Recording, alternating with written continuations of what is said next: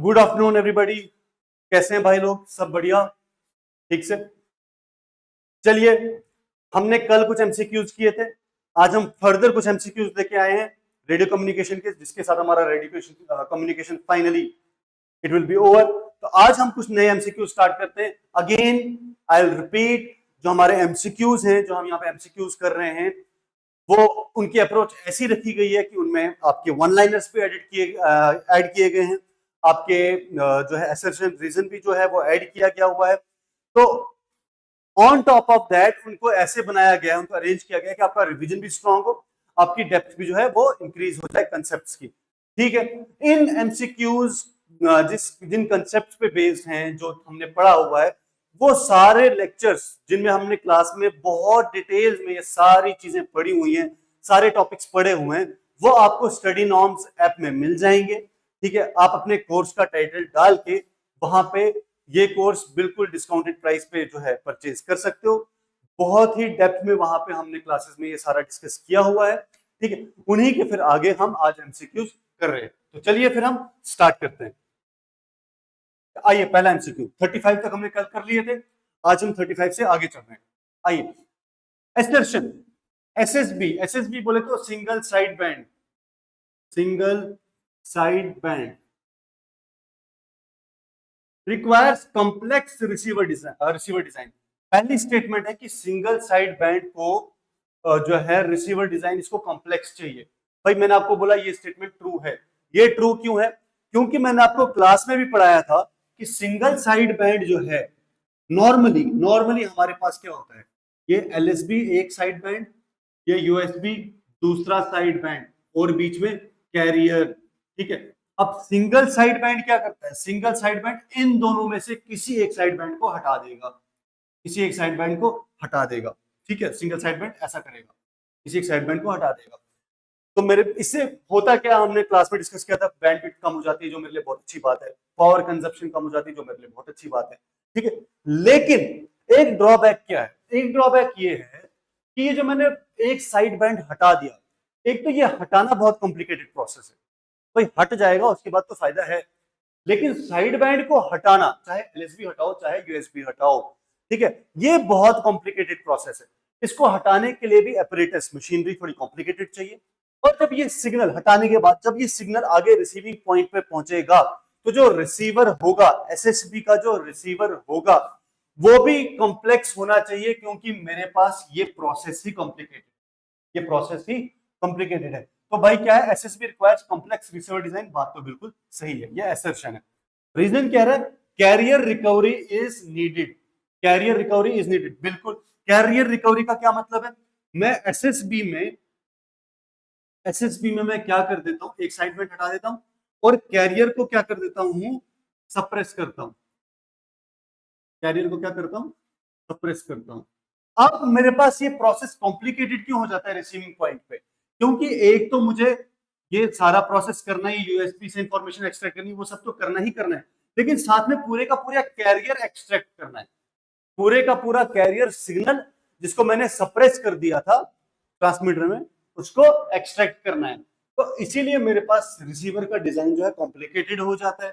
ठीक है, DSB FC में तो पूरा कैरियर चला जाएगा, कोई मसला नहीं है। ठीक है, लेकिन एसएसबी में क्या है, कैरियर भी एक्सट्रैक्ट करना है और इंफॉर्मेशन भी एक ही साइड बैंड से निकालनी है। तो भाई ये स्टेटमेंट भी करेक्ट है, ये स्टेटमेंट भी करेक्ट है, और यही स्टेटमेंट रीजन है इसका, यही स्टेटमेंट रीजन है, एक्चुअल रीजन है इस चीज का। तो आपके पास both A and R true and R explains A. ठीक है, चलिए, noise effects which modulation. Noise सबसे ज्यादा किसको मॉड्यूलेट, देखो नॉइज जो है, एक कंसेप्ट समझो, नॉइज पकड़ता है एम्पलीट्यूड को। ठीक है, मैं यहां पे लिखता हूं, noise attaches with variable amplitude. Variable form है, बहुत इंपॉर्टेंट वर्ड है, वेरिएबल एम्पलीट्यूड। ठीक है, जब मैं एम्पलीट्यूड को वेरी कर रहा हूँ ना, जब मैं एम्पलीट्यूड को वेरी कर रहा हूँ, तो मेरे पास नॉइज उस वेरिएशन के साथ एम्पलीट्यूड के साथ घुस जाता है सिग्नल के। ठीक है, मैंने कल एग्जांपल दी थी, मैंने एग्जांपल क्या दी थी, मान लीजिए एक दरवाजा है, किसी बिल्डिंग का दरवाजा है जिसमें वॉचमैन खड़ा है। अब वॉचमैन का क्या सीन है, वॉचमैन दरवाजे पे ऐसे चक्कर मार रहा है, ये चक्कर मार रहा है, ऐसे थोड़ा आगे तक जा रहा है और फिर आगे से वापस आ रहा है, ये घूम रहा है, ठीक है, और ऐसे कॉन्टिन्यूसली घूमे जा रहा है, घूमे जा रहा है, कॉन्टिन्यूसली घूमे जा रहा है। अब घूमते घूमते कभी क्या कर रहा है वो, यहां से आ रहा है और यहां पर पहुंच गया और थोड़ी देर के लिए रुक गया, ठीक है, रुक गया, या फिर यहां से जो है यहाँ पे आधे तक चला गया और फिर वापस मुड़ गया। तो बेसिकली क्या हो रहा है, एम्पलीट्यूड चेंज हो रहा है, उसका एम्पलीट्यूड चेंज हो रहा है। एम्पलीट्यूड चेंज होने का क्या मतलब है,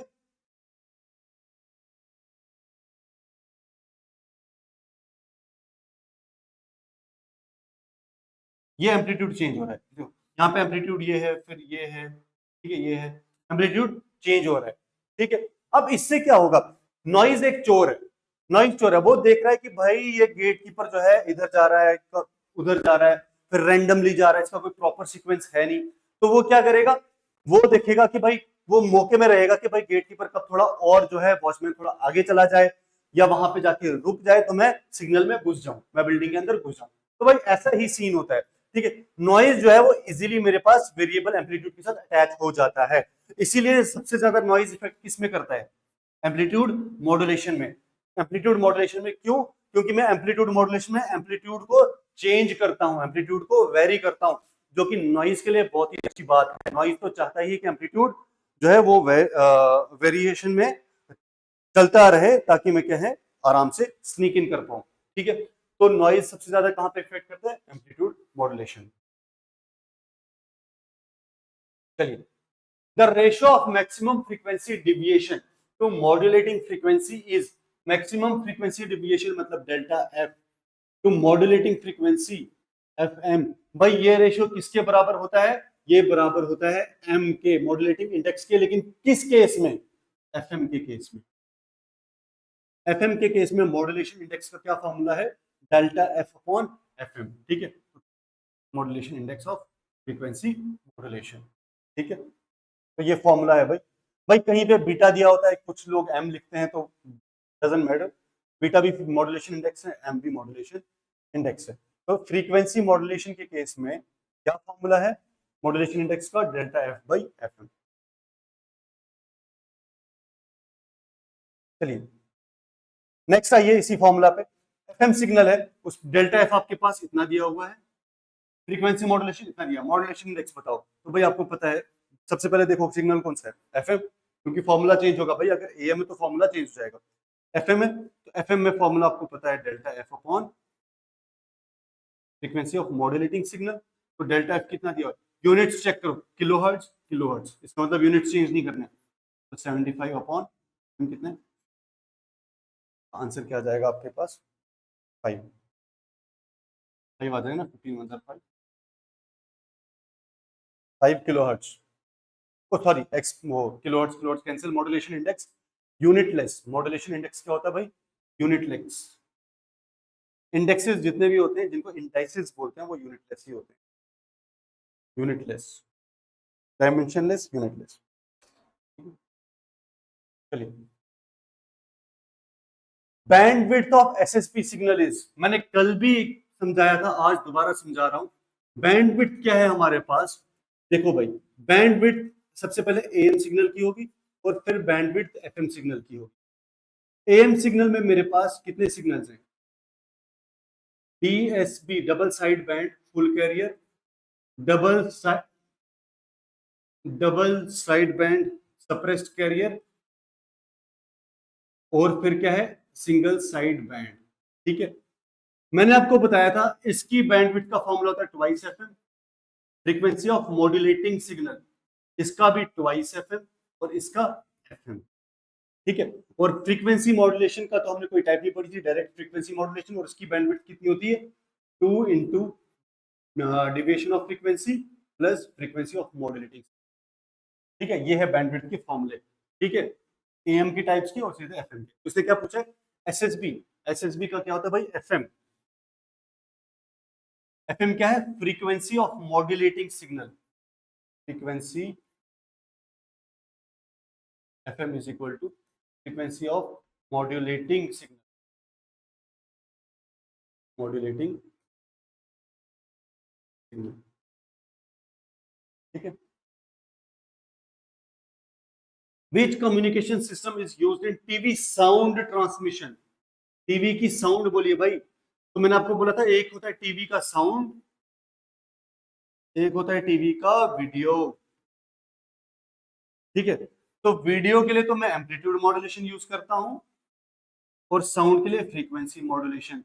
इसका मतलब टीवी एक ऐसी चीज है जिसमें दोनों किस्म के मॉड्यूलेशन यूज करके हम सिग्नल भेजते हैं, दोनों किस्म के मॉड्यूलेशन यूज करके सिग्नल भेजते हैं। टीवी की वॉल्यूम कैसे भेजते हैं हम? फ्रीक्वेंसी मॉड्यूलेशन के थ्रू। और टीवी की वीडियो हम कैसे भेजते हैं? एम्पलीट्यूड मॉड्यूलेशन के थ्रू। इसके रीजंस क्या है क्लास में हमने पढ़ा हुआ है। ठीक है, चलिए। बाय द वे रीजन का एक छोटा एक्सप्लेनेशन दिया हुआ है कि जो एफएम है वो हाई क्वालिटी ऑडियो भेजता है, इसलिए आवाज को हम एफएम के। Amplitude modulation is preferred. Amplitude modulation को कब प्रेफर किया जाता है? जब लॉन्ग डिस्टेंस ब्रॉडकास्टिंग करनी हो। भाई म्यूजिक के लिए तो मैं एफएम करूंगा ना, म्यूजिक के लिए तो मैं एफएम करूंगा। म्यूजिक बोले तो अच्छी साउंड क्वालिटी, उसके लिए मैं फ्रीक्वेंसी मॉड्यूलेशन करता हूं। तभी तो आपने एफएम 92.7 सुना है, एफएम 104.2 सुना हुआ है। एएम में कभी नहीं, एएम 92.7 सुना आपने? नहीं, हमेशा एफएम ही होंगे। एफएम बोले तो फ्रीक्वेंसी मॉड्यूलेशन। ठीक है, तो एएम कहाँ यूज करते हैं? Long distance broadcasting. ठीक है, चलिए। एफएम एडवांटेज क्या है? एफएम एडवांटेज मतलब सबसे बड़ा एफएम का एडवांटेज क्या है कि साउंड क्वालिटी अच्छी है। साउंड क्वालिटी अच्छी मतलब नॉइज कम है। नॉइज कम है तो मतलब हाई नॉइज इम्यूनिटी। ठीक है, हाई नॉइज इम्यूनिटी। चलिए, लेकिन एफएम का एक बहुत बड़ा डिसएडवांटेज भी है। डिसएडवांटेज का एफएम बहुत बड़ा ये है कि लार्ज बैंडविड्थ होती है। एफएम की बैंडविड्थ बहुत ज्यादा है। एफएम की बैंडविड्थ बहुत ज्यादा है। अब बैंडविड्थ बहुत ज्यादा होना एक ड्रॉबैक है भाई, डिसएडवांटेज है। क्यों? क्योंकि मुझे ज्यादा एनर्जी देनी पड़ेगी सिग्नल को पहुंचाने के लिए, क्योंकि फ्रीक्वेंसी स्पेक्ट्रम बहुत बड़ा है। ठीक है, अच्छा आगे रिसीविंग स्टेशन पे मुझे जो रिसीवर से उनका डिजाइन कॉम्प्लेक्स होगा क्योंकि उसने बहुत सारी फ्रीक्वेंसीज पकड़नी है। ठीक है, तो एफएम का डिसएडवांटेज है लार्ज बैंडविड्थ। ठीक है, in super heterodyne receiver mixer stage produces, पढ़ाया था मैंने। मिक्सर है, क्लासेस में हमने पढ़ा हुआ है। मिक्सर का क्या काम है? एक तो ये इनपुट सिग्नल आता है, इनपुट फ्रीक्वेंसी, और एक आती है ऑसिलेटिंग फ्रीक्वेंसी। ठीक है, ये दोनों को मिक्स कर देता है और फिर आगे भेजता है इंटरमीडिएट फ्रीक्वेंसी। दोनों को मिक्स करता है, जो इनपुट जो एंटीना ने पकड़ा उसकी फ्रीक्वेंसी को, और यहां से ऑसिलेटिंग फ्रीक्वेंसी एक दूसरा सिग्नल होता है, एक सेटअप होता है जिसको ऑसिलेटर बोलते हैं। ऑसिलेटर ये सिग्नल भेजता है जिसकी ऑसिलेटिंग फ्रीक्वेंसी होती है। मिक्सर क्या करता है? दोनों को फ्रीक्वेंसीज को मिक्स करता है और आगे इंटरमीडिएट फ्रीक्वेंसी बनाता है। ठीक है, तो मिक्सर का क्या काम है? सुपर हेटेरोडाइन में इंटरमीडिएट फ्रीक्वेंसी बनाना। ठीक है, चलिए। The antenna length of radio transmission is related to current. नहीं भाई, एंटीना के लेंथ का फॉर्मूला ही हमने देखा था, h is equal to lambda by 4। कि मतलब एंटीना की हाइट कितनी होगी? एंटीना की हाइट कितनी होगी? जो वेवलेंथ होगी उसको मैं 4 से डिवाइड करूंगा। उसको क्या करूंगा मैं? 4 से डिवाइड करूंगा। ये एंटीना की हाइट है या एंटीना की लेंथ है। तो क्या इसमें कहीं करंट है? नहीं है। तो क्या वोल्टेज है? नहीं है। वेवलेंथ है? बिल्कुल है। रेजिस्टेंस है? नहीं है। तो आंसर क्या आएगा? वेवलेंथ। ठीक है, Which modulation is widely used in aircraft communication? तो एयरक्राफ्ट कम्युनिकेशन बोले तो long distance communication. Aircraft communication बोले तो लॉन्ग डिस्टेंस कम्युनिकेशन। तो मैं लॉन्ग डिस्टेंस के लिए हमेशा एएम ही यूज करता हूँ, एम्पलीट्यूड मॉड्यूलेशन ही यूज करता हूँ।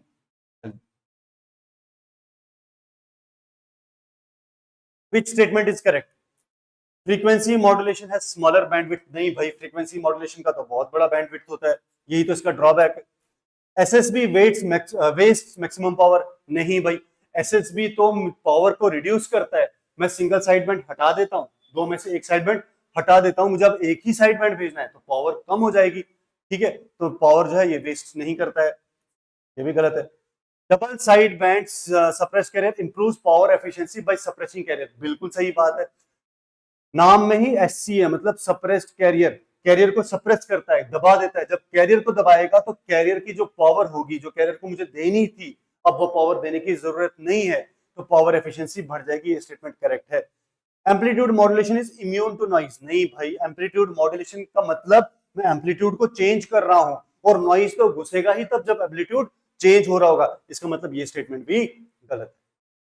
ठीक है भाई, चलिए again, which of the following statements are correct regarding amplitude modulation? In amplitude modulation, carrier, ये है 1 2 3 4। In amplitude modulation carrier amplitude varies, carrier का एम्पलीट्यूड मैं चेंज करता हूं, बिल्कुल सही बात है, तभी तो नाम एम्पलीट्यूड मॉड्यूलेशन है, तो ये करेक्ट है। कैरियर फ्रीक्वेंसी रिमेन्स कांस्टेंट, बिल्कुल सही बात है, नाम एम्पलीट्यूड मॉड्यूलेशन है, मतलब सिर्फ एम्पलीट्यूड चेंज होगा, फ्रीक्वेंसी और फेज कांस्टेंट रहेगी, ये भी करेक्ट है। Amplitude modulation is better noise immunity, नहीं भाई, नॉइज इम्यूनिटी तो हमेशा फ्रीक्वेंसी मॉड्यूलेशन की बेटर रहेगी, इसका मतलब ये गलत है। ठीक है। Amplitude modulation bandwidth is equal to 2fm, ये भी बिल्कुल सही है। एम्पलीट्यूड मॉड्यूलेशन का फॉर्मूला क्या है बैंडविड्थ का? 2fm। किसका? एम्पलीट्यूड मॉड्यूलेशन का। देखिए भाई, एम्पलीट्यूड मॉड्यूलेशन में आता है DSB FC, DSB SC, SSB, ये 3 टाइप से एम्पलीट्यूड मॉड्यूलेशन। ठीक है। बेसिक जब सिर्फ AM मेंशन्ड हो, सिर्फ AM अगर मेंशन्ड हो तो उसका मतलब क्या है? DSB FC। अगर सिर्फ AM मेंशन्ड हो, कोई टाइप मेंशन नहीं है, उसका मतलब है DSB FC, और इसकी बैंडविड्थ होती है ट्वाइस FM, इसकी भी ट्वाइस, और इसकी बैंडविड्थ FM। ठीक है। तो amplitude AM bandwidth is equal to 2fm, AM bandwidth मतलब DSB FC, ये भी करेक्ट है। तो मतलब 1 2 एंड 4 ओनली, 1 2 एंड 4 ओनली, ये स्टेटमेंट्स आपकी क्या है? करेक्ट है। चलिए, which statements are correct for frequency modulation? अब फ्रीक्वेंसी पे आइए। फ्रीक्वेंसी मॉड्यूलेशन है कांस्टेंट एम्पलीट्यूड, बिल्कुल सही है। नाम ही फ्रीक्वेंसी मॉड्यूलेशन, मतलब मैं सिर्फ फ्रीक्वेंसी चेंज करूंगा। Frequency modulation requires smaller bandwidth, frequency modulation का ड्रॉबैक है कि उसकी बैंडविड्थ बहुत बड़ी होती है, गलत। Frequency modulation provides better audio quality, बिल्कुल भाई, डाउट ही नहीं कोई। Frequency modulation is less affected by noise, बिल्कुल भाई, इसका मतलब 1 3 and 4। Which of the following statements about SSB are correct? Single side band के बारे में क्या क्या करेक्ट है? Only one side band is transmitted, बिल्कुल करेक्ट है। कैरियर इज फुली ट्रांसमिटेड, नहीं भाई, कैरियर को सप्रेस किया जाता है, कैरियर को सप्रेस किया जाता है। बैंडविड्थ रिक्वायरमेंट इज रिड्यूस्ड, बिल्कुल, इसका फायदा ही यही है कि बैंडविड्थ कम हो जाती है। जब एक ही साइड बैंड रहेगा, जब एक ही साइड बैंड रहेगा तो बैंडविड्थ मेरे पास कम हो जाएगी। ठीक है, एज कंपेयर टू अगर मेरे पास दोनों साइड बैंड्स होते, मेरे पास बैंडविड्थ भी बहुत ज्यादा हो जाती है। और ये बैंडविड्थ कितनी होती है? अगर मैं ये रखूं सिंगल साइड बैंड की बैंडविड्थ, और अगर मैं ये रखूं डबल साइड बैंड की बैंडविड्थ, तो मेरे पास ये हो जाएगी बैंडविड्थ सिंगल साइड बैंड की half of bandwidth double side band. देखो ना, देखो ना, 2fm 2fm, लेकिन इसका सिर्फ FM। ठीक है, तो सिंगल साइड बैंड का हाफ हो जाएगा। ठीक है,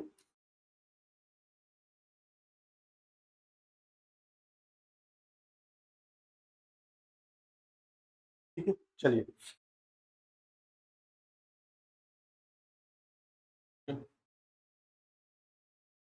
Which statements are correct regarding super heterodyne receiver? Super heterodyne के बारे में क्या स्टेटमेंट्स आपकी करेक्ट हैं? दे यूज फ्रीक्वेंसी कन्वर्जन, करेक्ट है, समझाया अभी मैंने, कुछ एमसीक्यूज पहले समझाया। दे इंप्रूव सेलेक्टिविटी, ठीक है, सेलेक्टिविटी भी इंप्रूव करती है, भी उनका एक पर्पस है। सेलेक्टिविटी क्या है? मैंने समझाया भाई क्लासेस में कि वो डिफरेंट रेंजेस में से एक आपके पास फ्रीक्वेंसी पकड़ेंगे। मान लीजिए आपके पास 10-12 फ्रीक्वेंसीज आ रही है, लेकिन वो एक ही फ्रीक्वेंसी पकड़ेंगे जो आगे काम की है। दे यूज इंटरमीडिएट फ्रीक्वेंसी, या ये भी बिल्कुल सही है, इंटरमीडिएट फ्रीक्वेंसी ही तो कन्वर्ट करते हैं वो। They can not receive weak signals, नहीं ऐसा नहीं है, सिग्नल तो रिसीव करते। तो मेरे पास क्या है? 1 2 एंड 3 ओनली। चलिए, ग्राउंड वेव्स को रिगार्डिंग आपके पास कौन सी स्टेटमेंट्स करेक्ट हैं? They travel along earth surface, बिल्कुल सही है। They are suitable for low frequency transmission, low frequency transmission के लिए वो करेक्ट है, बिल्कुल। क्यों? क्योंकि अगर हाई फ्रीक्वेंसी होगी तो मैं स्काई में ना भेज दूं, लो फ्रीक्वेंसी वाले को ही मैं अर्थ के साथ साथ भेज देता हूं। दे रिक्वायर आयनोस्फीयर रिफ्लेक्शन, नहीं भाई, नाम में ही ग्राउंड वेव है, तो मैं आयनोस्फीयर में कहां भेजूंगा उसे? ठीक है, ये तो स्काई वेव हो जाएगी। Am broadcasting can use ground waves, amplitude modulation के लिए मैं ग्राउंड वेव्स यूज कर सकता हूं। तो मेरे पास क्या है 1 2 एंड 4। ठीक है, तो ये कुछ एमसीक्यूज थे हमारे पास भाई, ये हमने आज डिस्कस कर लिए। ठीक, तो हमारे पास जो इन एमसीक्यूज के साथ हमारा रेडियो कम्युनिकेशन ओवर हो रहा है। नेक्स्ट टाइम पे और जो आपके पास शीट्स आएंगी उनमें कुछ ज्यादा एमसीक्यूज इन्वॉल्व करेंगे। ठीक है, फर्दर क्लासेस जो है वो आपकी स्टडी नॉर्म्स ऐप में हमने कर दी हुई है। ठीक है, वहां से जाके आप पूरे का पूरा कोर्स जो है एक्सेस कर सकते हो। ठीक, अपने कंसेप्ट बिल्डअप कीजिए टेक्निकल सिलेबस के लिए, it will be helpful. Thanks a lot, see you again.